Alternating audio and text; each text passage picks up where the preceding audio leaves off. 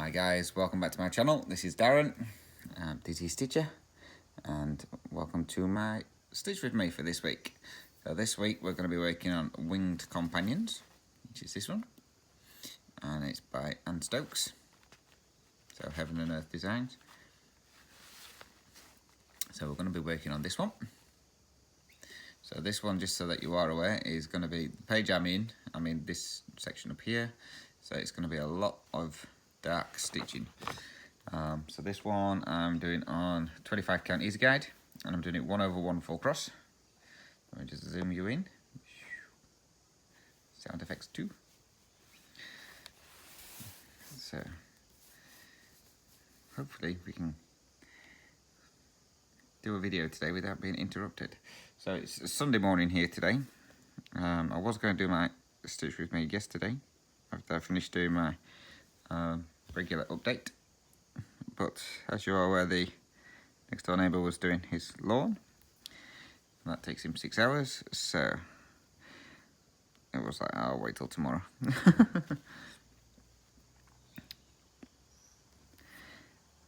So I hope everybody is well, and if you are new to my Stitch with me's, I hope you enjoy them, and if you do and you haven't subscribed, please feel free to.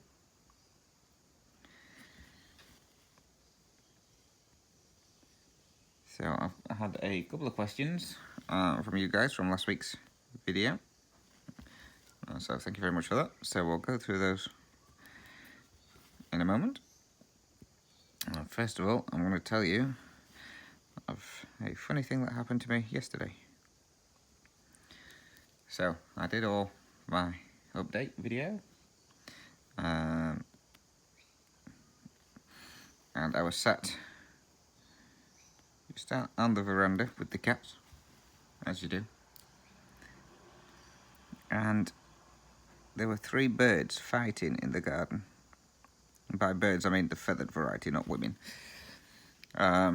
So I tried to stop them. There was 2 birds attacking this one other bird. Now they were all the same bird. I don't know what kind of bird they were. They were black and white, so they could be in a small magpie, so I don't know. So the other 2 birds were proper laying into this poor other bird. So it was on the floor, upside down. The others were just diving on him and ragging him around, and so I thought, nah, I need to stop this, just in case they decide they're gonna kill this poor little bird. So I tried banging on the sides to make a noise to scare them. Nope, that didn't work. Shouted at them. That didn't work. I thought, right, well, I'm gonna have to go out the front and stop them. So dive to the front door, open the front door. Still going at it. I thought, well, the noise at the door might have stopped them. No, I was still fighting. So I shut the door, shouted at them, and started walking towards them, and they stopped, and they all flew off. Feathers were everywhere. And then I thought, how am I going to get back in? So with my front door, there's no door handle on the outside.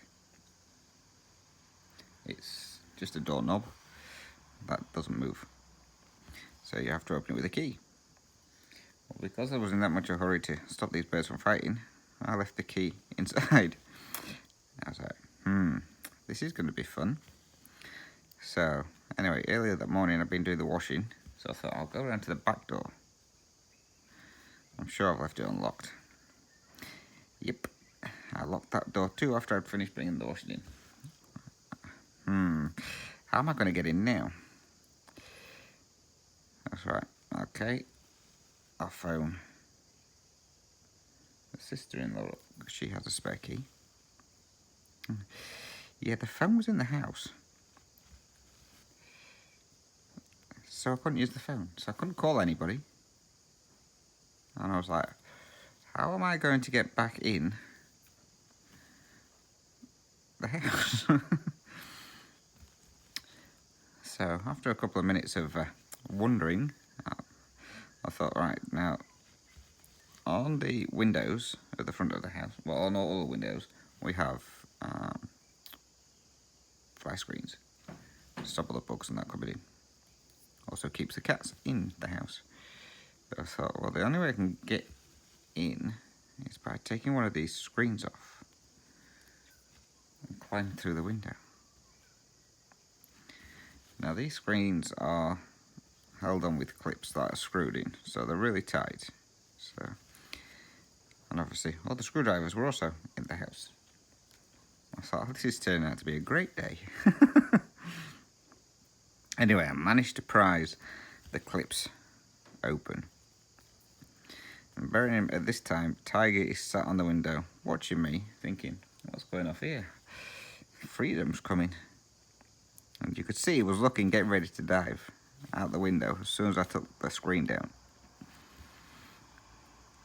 So I had to take the screen part way off, push Tiger off the window. So then I can take the full screen off and then climb through the window. And then as soon as I climb through the window, shut the window so that Tiger wouldn't get out. To then get a screwdriver to go back out and fix the window again. So yeah, fun day. It's a good job there was no police driving past at the time, otherwise I'd think I was trying to break in.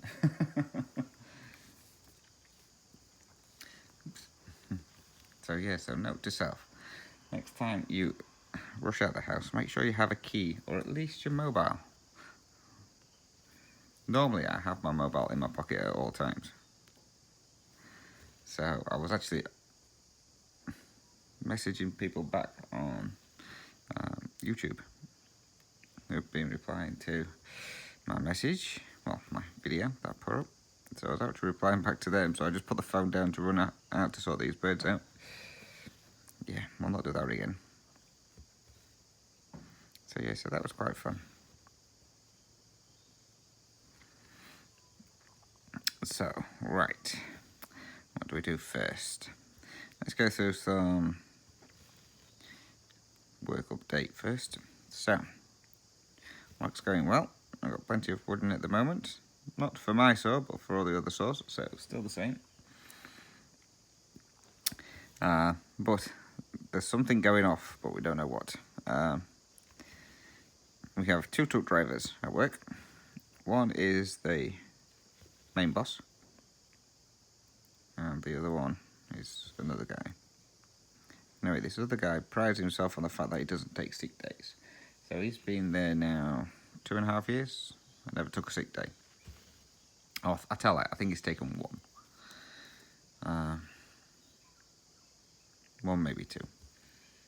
But he prides himself on not having sick time. So, as you're aware, I think I mentioned it before, we have a public holiday over here called Australia Day, which is on the 26th of January. So we have that day off, and then on the 27th we come back to work. Now the other truck driver obviously had a big session the night before, because he goes to play golf. So he obviously had a big session that day, because he always says he gets drunk after he's had a round of golf. So he come in saying he wasn't very well, and that he got sunstroke, because it was a hot day on the public holiday. And I was like, okay. So anyway, he did his shift. Next day he didn't come in. Apparently he's suffering really bad with sunstroke. Now, I don't know if any of you have ever had sunstroke.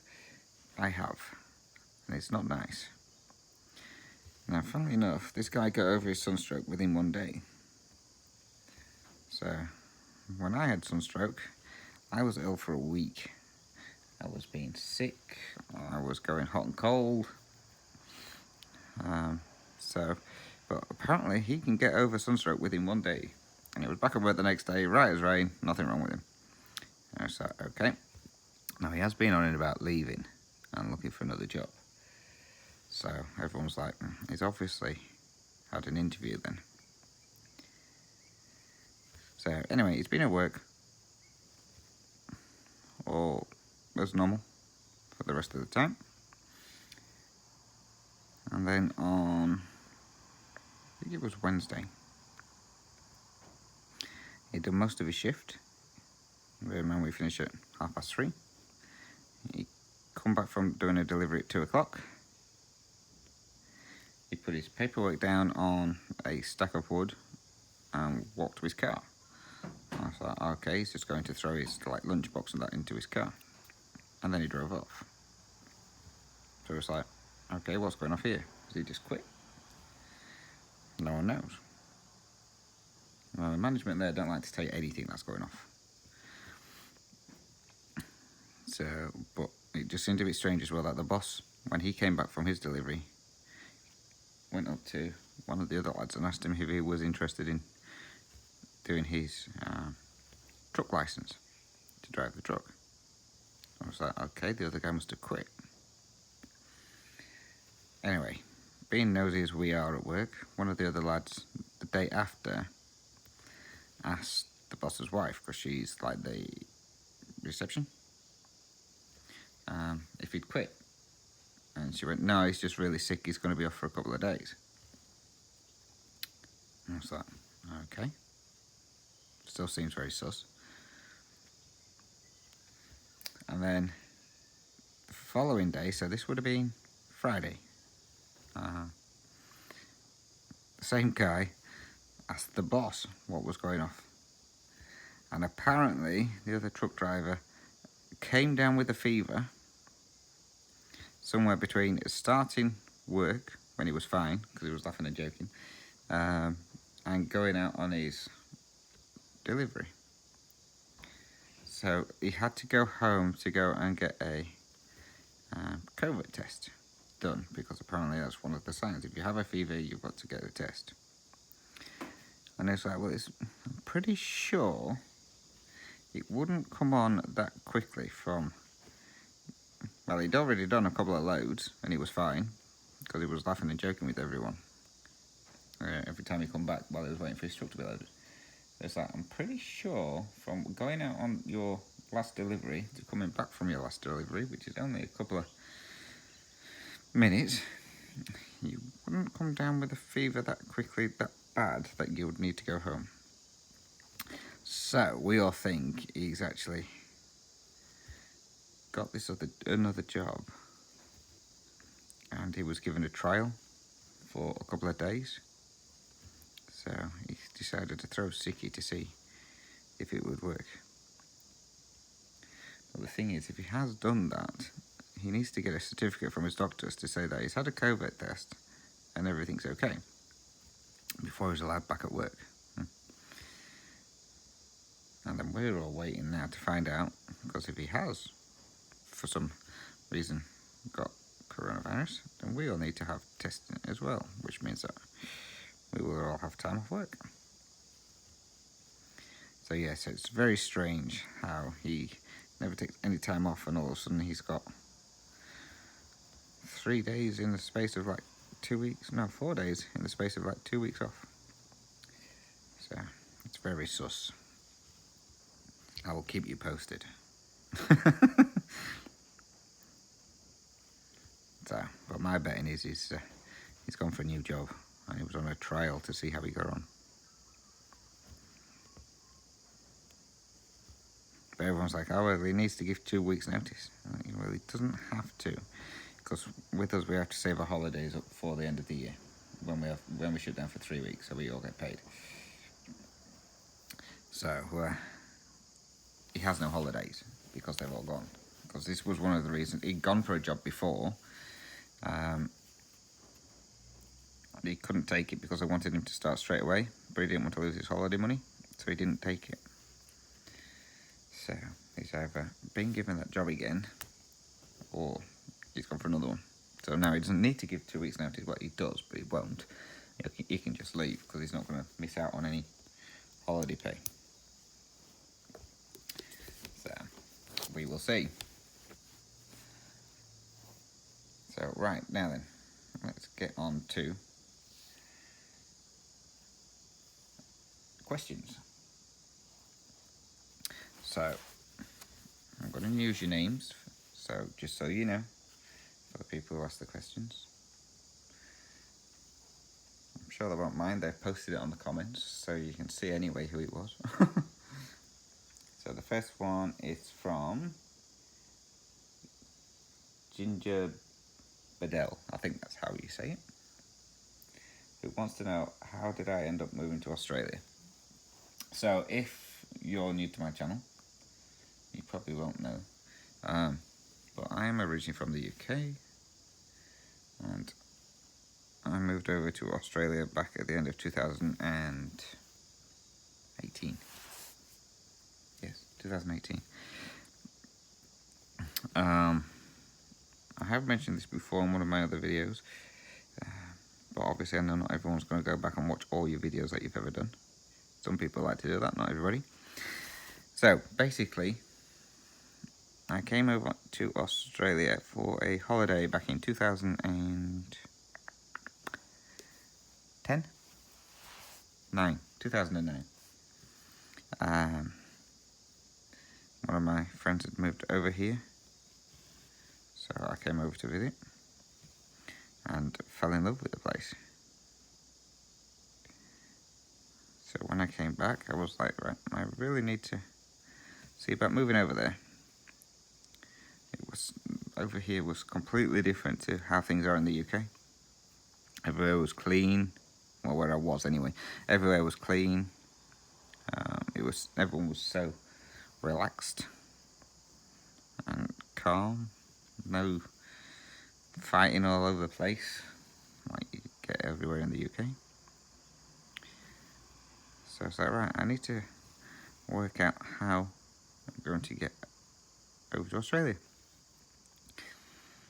So I did come over here as a student.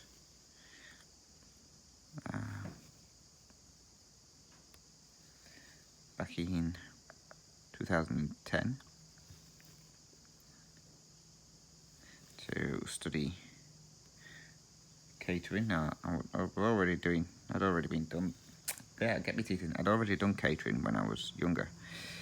But obviously, catering side of things over in the UK, it's a bit different to how things are done in Australia. In Australia, it's a lot of like seafood and stuff like that, whereas in the UK, it's a lot of just like meat. So I thought it'd be interesting to learn how to do all like the seafood kind of stuff. So I came over to do that. Needless to say,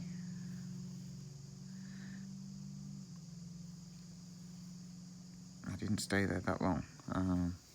Family issues came up, so I had to drop out of college and come back home, which is quite good because my college actually shut down.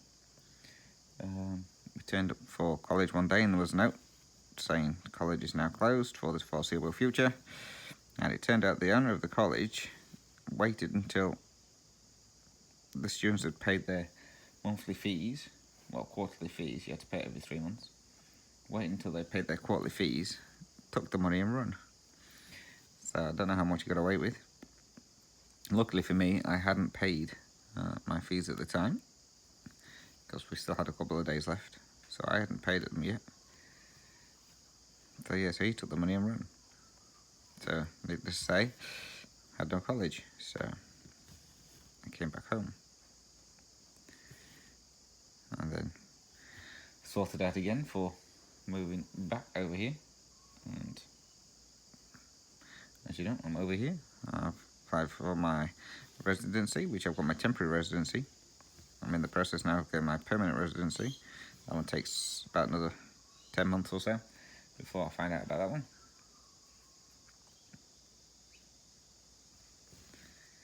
And once I've got that one, I can then apply for citizenship in, I think it's 5 years. You've got to wait for, well, you've got to be in the country 5 years before you can apply for your citizenship or something like that. So that's how I ended up in Australia. And I still love it, although it is a lot more expensive than I thought it would be. But I'm enjoying myself, so that's the main thing.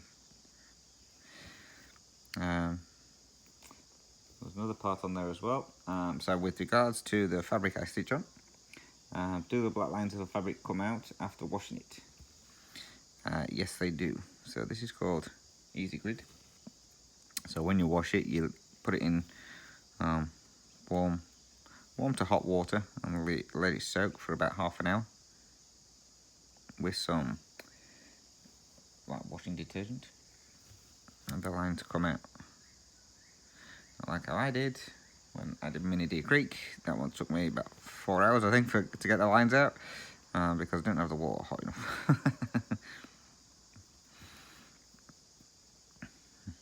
So yes, so the lines do come out once it's done, and then you can't see them unless you look really, really closely. Then you might see them. And also, what's my other ring say on it? So, as you were, I went through and mentioned about this ring. The other ring, wait 2 seconds, which is on this hand, it's just my signet ring off my mum for my 18th. So there's nothing written on it. I was meant to be getting my initials put on it, but never did. And then I do have another signet ring for this ring, finger here, but that's one of those with the bobbles on it. I can't remember what kind of ring you call it. So that one was for my 21st. But I don't wear that one as much because it catches on everything. I didn't think about that at the time when I bought it. Or when I asked for it. So yeah, so that one has bobbles on it, so that catches on everything. So forever like ripping your pockets and stuff like that when you put your hand into. So yeah, so needless to say, that is just in the drawer in my bedroom at the moment. Out the way. I do put it on every now and then when I know I'm not going to be doing too much messing around. So that was all the questions from there. Next one is from, I'm going to say Carol. I apologise if I say that wrong. Who was wondering if I live in rural areas or is it in a neighbourhood. They couldn't tell from the backyard during the downpour. So I live, where I'm living at the moment is rural, so out in the middle of nowhere. That's the reason why my neighbour takes 6 hours to cut his yard. It is a decent sized one. So I live rural, so where I live in the middle of a field, paddock, whatever you want to call it. So, but the paddock is owned by well, it's all owned by the same person, but it's split. So there is the house yard, which is for my house, and then which is fenced off, and then the rest of it's paddock. So there used to be a horse in the paddock called Jacko, but we had a really dry spell and there was no grass for him, so they moved him to another one of their fields somewhere, and then he came back and he was back for a day and then he disappeared again. And so the landlord came over at Christmas time to drop us off a Christmas cake and some mints. And I asked him about him, and he says, "Oh, they've got 2 other horses in another field, and one of the horses had passed on, so it was taking Jacko back over there to keep the other horse company." But he said he will be back. I was like, okay, and we've not seen him since. So obviously he's decided to keep him at the other field. So needless to say that here, the field now, here, the grass is so high. Yeah, landlord's going to have to come in with a slashing machine to slash it all down soon, because you can't mow it. It's so uneven. So he comes in with the tractor with a slashing machine on the back of it and drives around, slashes it all down. So we'll just have to wait for him to do that now, because we've already go out with the now over here they call them whippersnippers, in the UK they call them strimmers, so I don't know what you call them where you're from. So been out with a whippersnipper and done around the front where the gates are, because the grass was that high you couldn't even see where the gate was.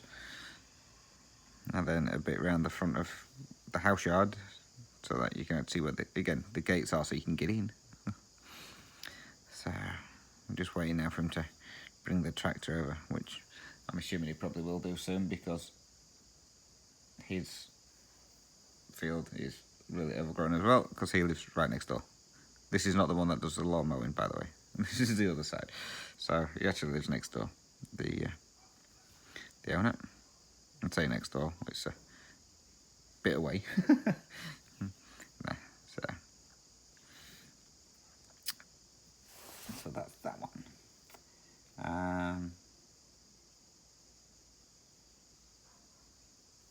Next one is from Trish, who asks if I use any form of magnification while stitching. And the answer to that is no. The answer to that also should be I should do. So no, I don't use any magnification whatsoever. I'm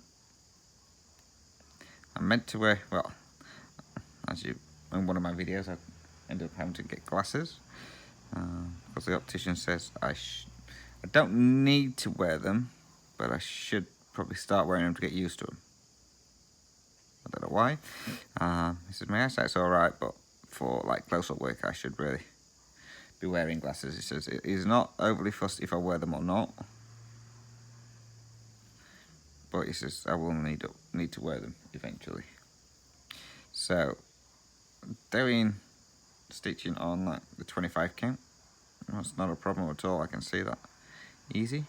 Obviously anything with the smaller numbers, so like 14 count, 18 count, not a problem whatsoever at all. The 28 count, I can see sometimes. Just depends what I'm doing on the 28 count. So so far I've managed to not need to worry about wearing my glasses for the 28 count. Now when I get down to starting my memorabilia, which will be on 32 count, I have a funny feeling on that one I will need to wear my glasses, because just from that piece that I got, when I looked at it, those holes are so tiny. So I definitely think I may need magnification for the 32 count, but we will see how we go. I may not. Like I've said to a couple of people, the holes look really tiny until you start stitching them when you've done like an hour or so, and then everything's fine. So we will see how we go first before I decide whether or not I'm going to use my glasses. But other than that, I don't use any other form of magnification at all. Let me just mark my chart. So thanks for that, Trish.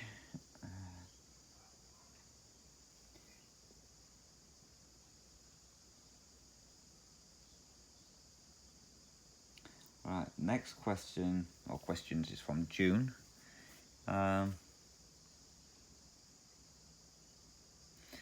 Saying, we don't have kangaroos in the US running loose, so what's that like?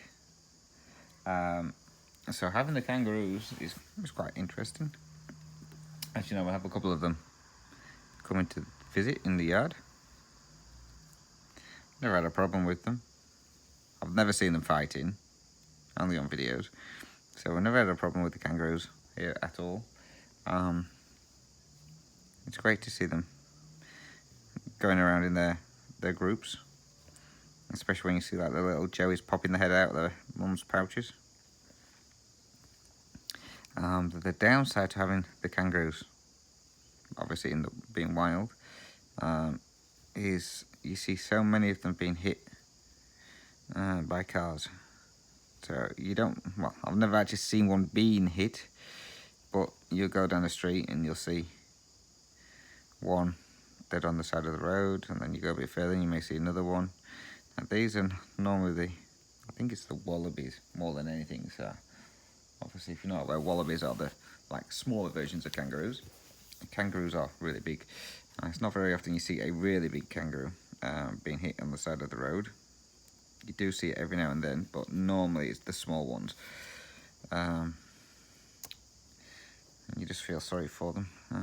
Come close to being in an accident with one before.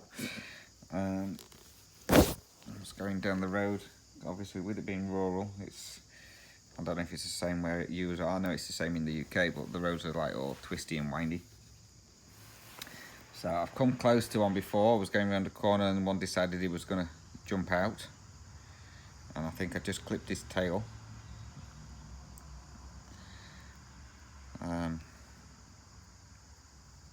But he just hopped off, so obviously no real damage done to him, I don't think.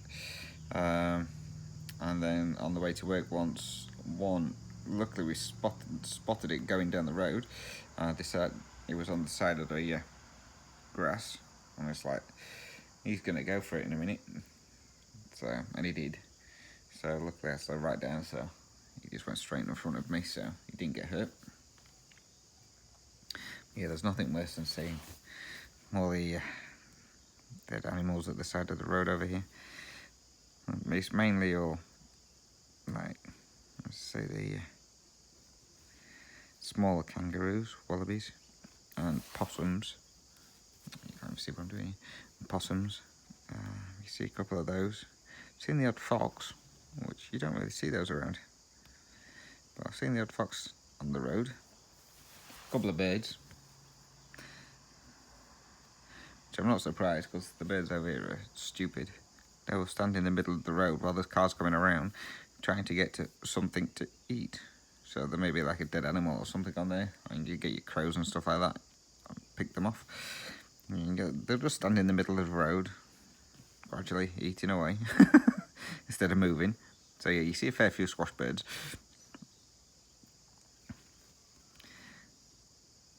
Next part. How far do you have to drive to go to work? Did you say it was about 45 minutes? Does it book you only to get half a day's work? So, I want to say it in kilometres. I don't know what it is in miles. I haven't worked it out.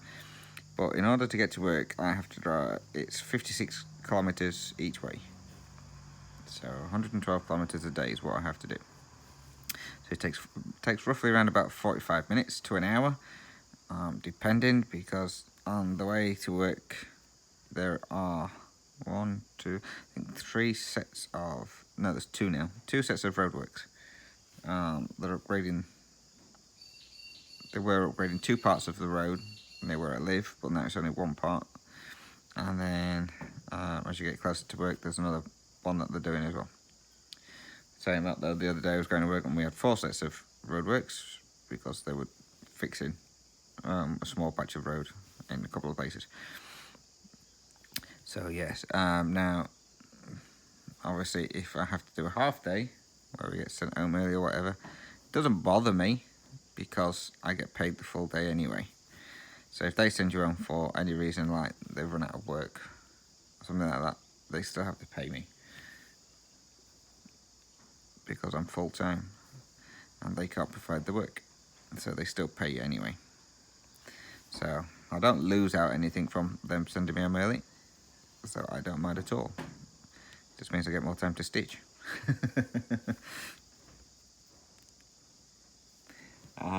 Next part of it. How did you get into cross-stitching?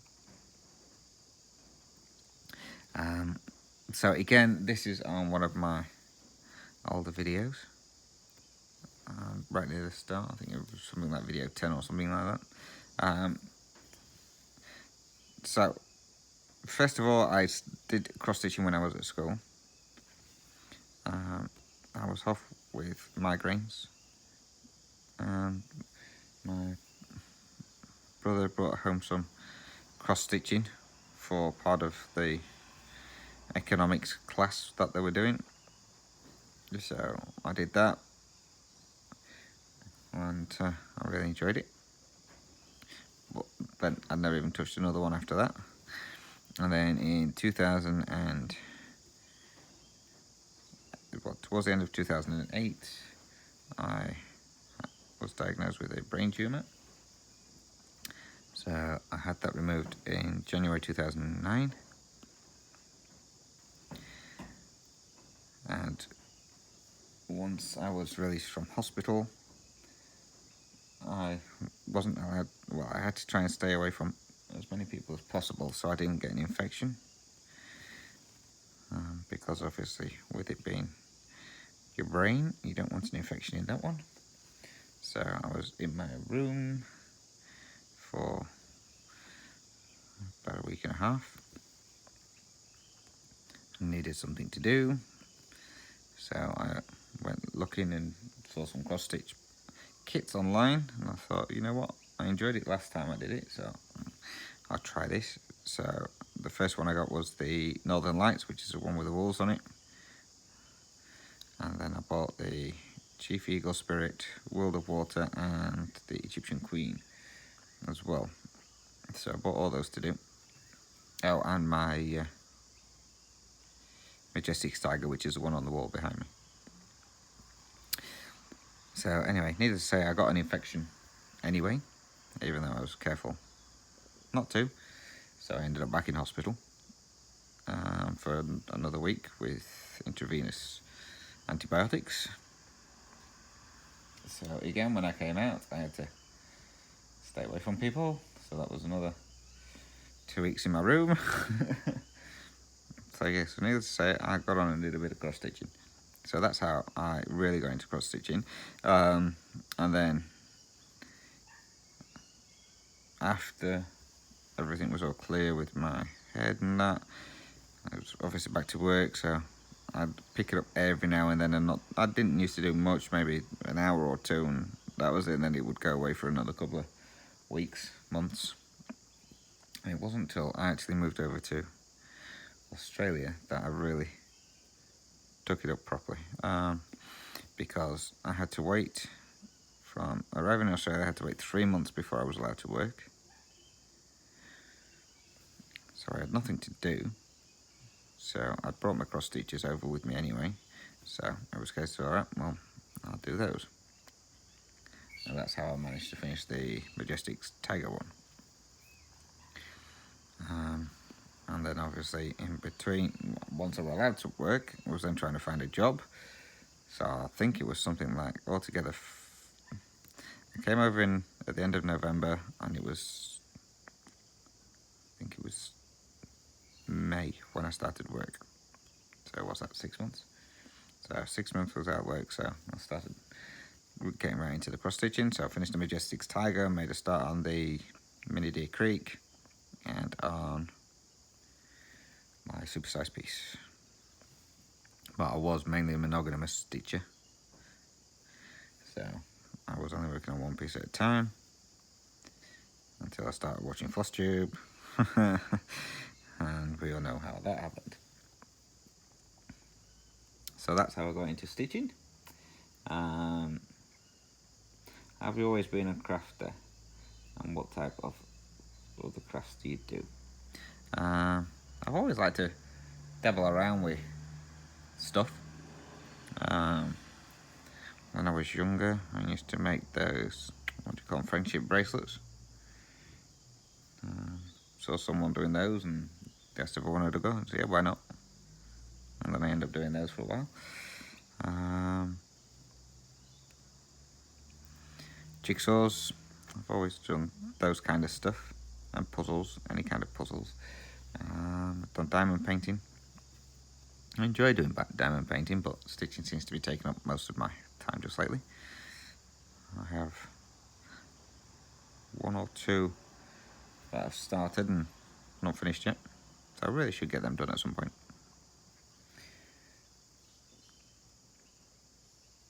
And then obviously now I'm trying my hand at the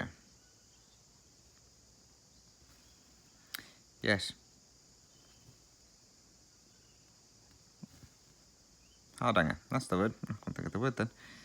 I also as well like doing like model stuff as well, so I used to do a lot of like the model cars and aeroplanes and stuff like that.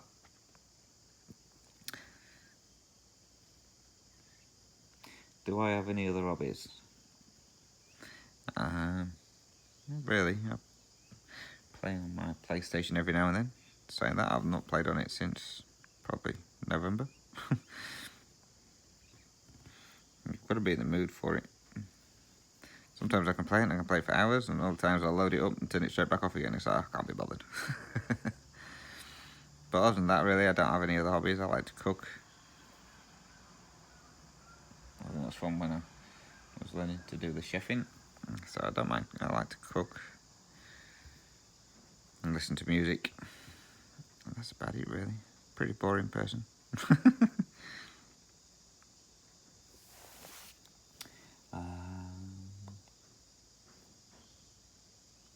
And also, when I'm doing my videos, why don't I switch my phone to airplane mode so I don't get interrupted? So the reason I don't do that, one, I have no mates anyway. They call me Billy No Mates, so my phone never rings unless I'm doing a video. And 9 out of 10, it's like a cold caller trying to get me to sign up to some kind of health scheme or something. But the main reason I don't switch my phone to airplane mode is that my phone is the only way that my brothers can get hold of me if anything should happen with Mum. So, I'm sure where my mum had a stroke 2019, end of 2019. So she at the moment is still going through trying to figure out why she keeps going dizzy. So it's, if you like, it's my lifeline to updates with regards to my mum. So if anything should happen, they always ring me to let me know. So that's why my phone is never on silent or on airplane mode. So even at work, you're not meant to use your phone while at work, but they know the circumstances of what's going off, so they don't mind me if I have to take a phone call. They don't mind at all. But yeah, 9 out of 10 my phone doesn't ring. Get the odd text message, and the only time it does ring, I say, is when someone's trying to cold call me as to signing up to something or other. And 9 out of 10 I just hang up on them anyway. So yeah, so that's why my phone is never on airplane mode. Have I got any more questions? Yes. When doing 10 stitch, so this is from Tanya.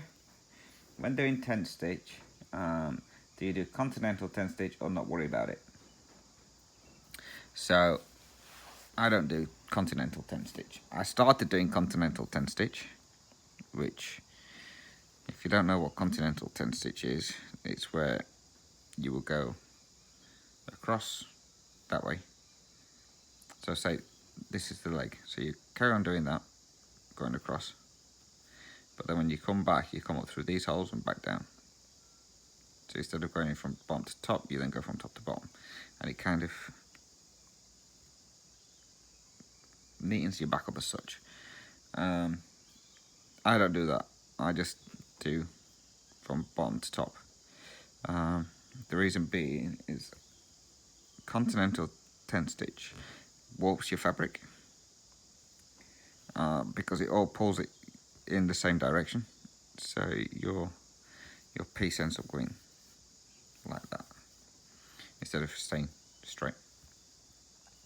So whereas doing it, well, that's what I found anyway. I've noticed a couple of people mention it as well, like Kim Hollenbeck. She does continental 10 stitch, and she noticed that her pieces are like warping as well. So I don't do that. I do mine the same way Sarah, the stitching mummy, does, which is just go from bottom to top, just backwards and forwards. So, and I've had no problems with my fabric being warped. The Mini Deer Creek one was a little bit warped because I did originally start that one doing the continental 10 stitch, but then once I finished the first page, I noticed it was slightly out on this side, so I went doing it my way, which is just the normal tent. If that makes sense. I hope that makes sense.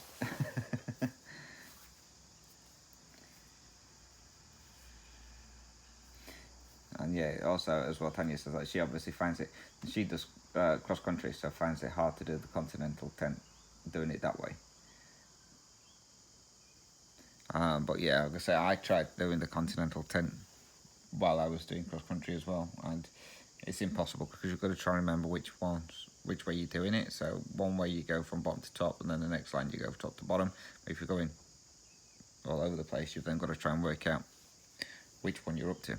So yeah, I didn't bother. It was way too much messing around trying to work out what went where. So I just left it and did it how I do it. And I think that's the last question I got. So yeah, so that's the last question. They went through pretty quick.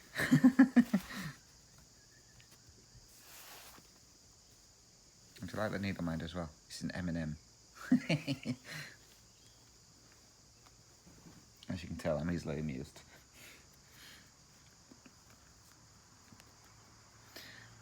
Just getting some bus. Oh, I've also as well watched the videos that people mentioned with regards to the silk. So I now know what I'm doing with that one. I'm going to link that down in my next update video as well. So I was originally told to watch one by John Hicks. So anyway, I went looking for John Hicks and I actually typed in YouTube how to prepare silk for stitching, and it comes up with a video from John Hicks. So I watched it and it was only a 7-minute video, and I was like, well, that tells me absolutely nothing, because she couldn't do an overhead view to show you how to organise it all. And she was on holiday and she'd not brought everything with her, so she was only using like a small skein of silk. And I was like, well, that doesn't say anything about how to organise a hank. So I thought, well, that was pretty pointless. Why was everyone recommending me go and watch that one?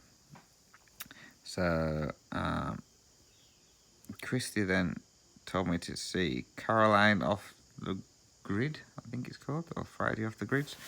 So I went and watched that one, but again, she wasn't. I didn't reckon much to the video on that one, to be fair, either. That one completely wrong. That one kind of didn't go into much details either. So I was like, okay. So yesterday I actually decided to Google how do you prepare silk for cross stitching, and it came up with the Jan Hicks video that I'd watched, the Caroline Off the Grid one that I'd watched, and it came up with another one from Jan Hicks, and I was like, okay, let's see what this one is. Now that one I think is the one that everyone was meant to be telling me to watch, because that is a lot better. Sorry, you can't even see what I'm doing there. It's a lot better in the fact that it's all overhead, so you can actually see what she's doing. And she actually goes in as well and tells you all about the different varieties of silk. So it's I think it's a 36-minute video. So at the start, it's all about like how people get the silks from the silkworms, the different types of silks, how they're prepared for like wool and all that lot. And then towards the end, she actually shows how to sort out a hank of Mrs. Sadis silk, which is very good. So I now know what I need to do. So I will be preparing mine. I'm not going to prepare it yet until I've got my fabric, because I'm going to do the pandemic in one of them. So I need to get my fabric first. So once I've got my fabric, I'll then prepare mine. But I will link the video in my next update, because I know people have been wanting to see how it's done. As soon as I found the correct video that I'm assuming everyone was pointing me towards, it's definitely going to help. I found it very helpful anyway, put it that way. So if it makes sense to me, it should make sense to anybody.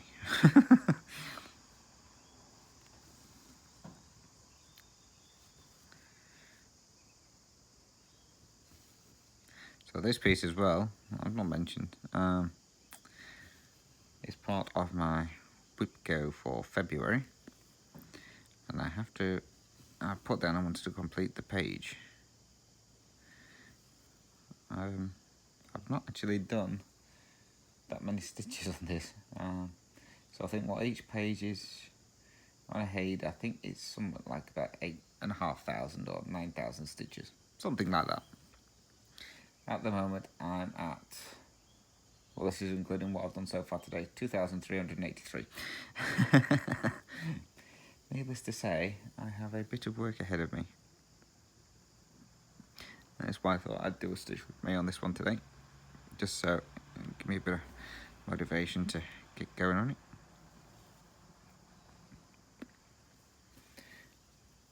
I think what puts me off with this one is all the dark colours. I know it's going to look good when it's done, but it's just stitching constantly in dark colours gets a bit boring, especially when they all kind of like blend in like this. I mean, there's like 4 or 5 different colours in here, so we've got black, 939, brown here, you probably can't tell, and then a darker green, and then this is 3799, so that's a grey. So they all just kind of look the same, and it just looks like one big blob of colour, well, black.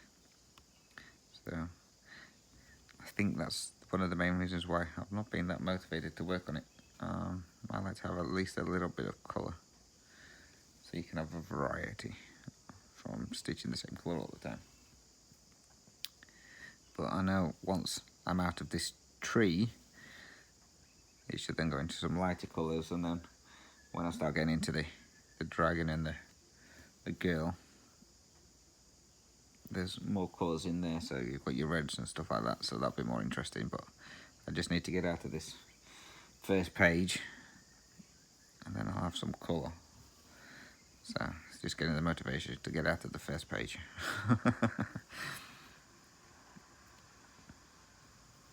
But yes, I still have a fair bit more to do on this one.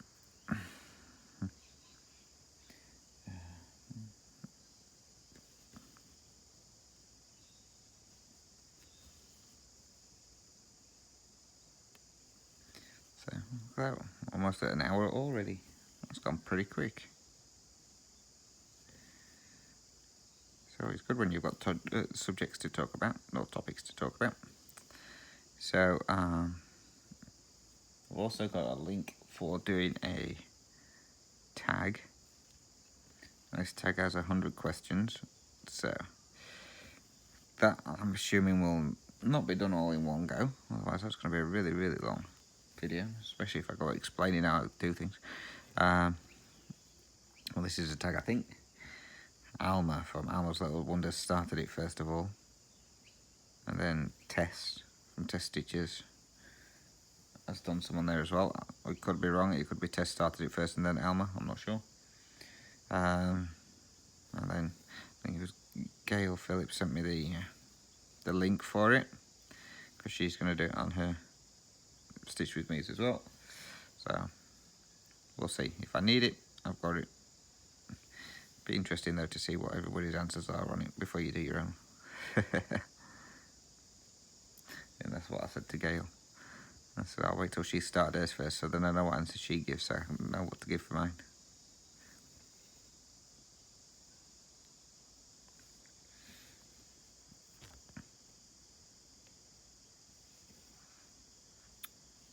I told my brother as well the other day that I'd got his charts and asked him which one he wanted me to start on first.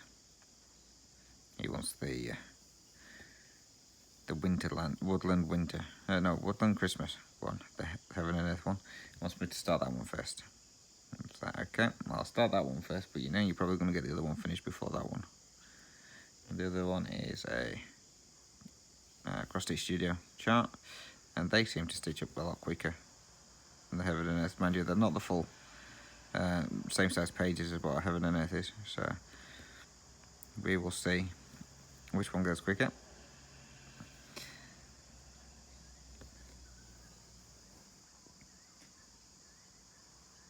So I just need to get the fabric for that as well. So just waiting on fabrics now. I'm also trying to as well find out another source for my fabric for my memorabilia. Now,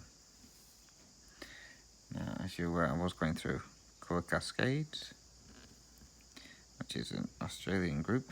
I don't know if anybody else has used them, so I'm gonna source some more, I think, and see if I can find it.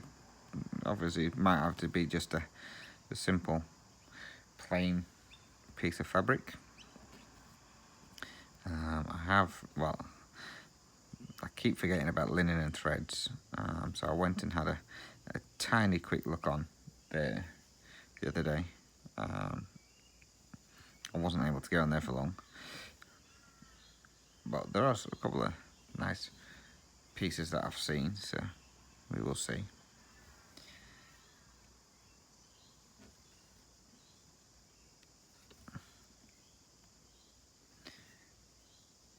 And then it's kind of deciding what colour I want. So I'm going to see if I can find one similar to the Sorcerer colour that I was going to get, but it depends if they do one similar. If not, I'll just have to pick one that I think is going to look good and go from there.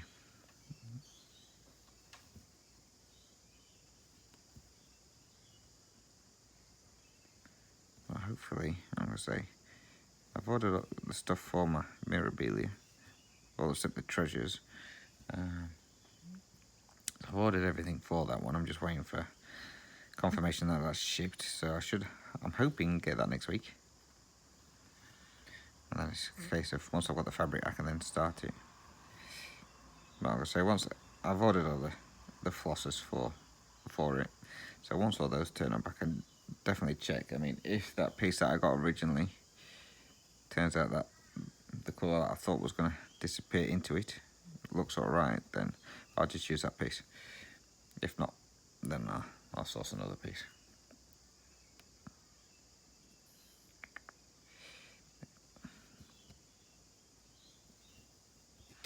And as you can tell, the cats have been really quiet today as well. They're all fast asleep. It's meant to be a warm day today. It's meant to be up to 35.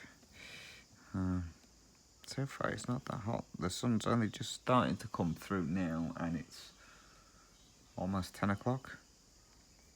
Normally by now the sun's already blazing, so it may get to 35, it may not, but we're meant to be getting a storm again. Well, 70% chance of a storm later on today, this afternoon or this evening. So you know I'm going to be enjoying that. So because I want it to happen, it probably won't, which is generally the case.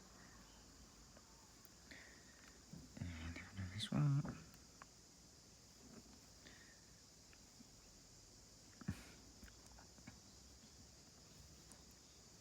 So again, as well, if you've not watched my latest update, there's a giveaway on there as well. This is for a chart from Cross Stitch for Everyone.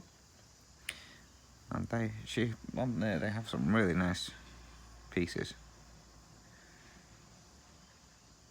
There's one which is of a cheetah with the cub.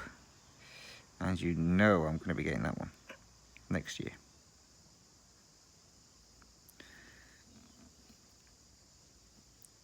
Keep forgetting I want 25 count and I can do the pin stitch on that.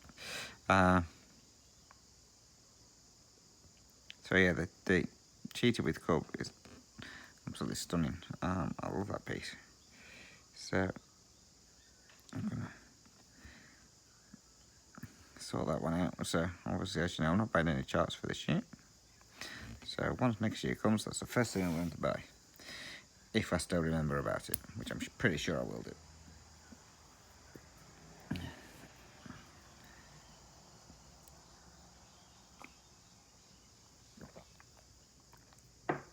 That's why I just take a drink of coffee. Mark my chart.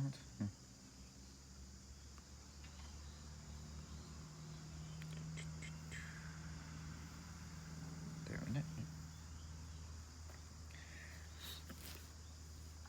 So right, I'm not going to start another piece. I think we're going to leave it there. So it's a little bit shorter than the last couple of ones. So this one's only an hour and 2 minutes. A little bit shorter, apologise. Next time I'll make it a bit longer. But we've not done too bad. We've got 206 stitches in, so that wasn't bad going at all for an hour's work, especially as soon as it's full cross. So that's not bad at all. So again, thank you very much for watching, guys. Again, if you've got any other questions or comments, then either drop those down below or send me an email. Again, my email address is dizzystitcher@gmail.com. Or you can send me a message on Instagram, and on there again it's Dizzy Stitcher, so easy enough to find. So again, I'll link the details of this down below, just in case you do want a reminder of what I've been working on and what fabric type. So everything again will be linked down below on there, again with my email address as well. So thanks again for watching, guys. So hope you have a great week, or what's left of it, and I will catch you in my next video, which will be at the weekend, for my regular update. So all that's left to say, stay safe, happy stitching, thanks for watching, and I'll catch you soon. Take care, guys. Bye for now.